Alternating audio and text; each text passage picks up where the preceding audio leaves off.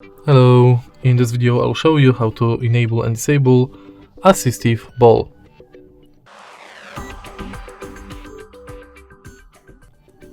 In the beginning, swipe down notification bar, extend it and search for Navigation Dock.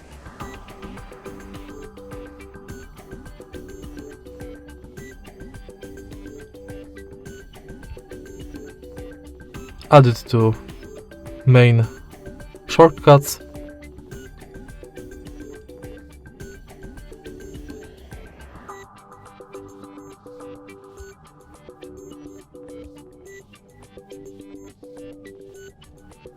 And now simply press it to enable or disable this function.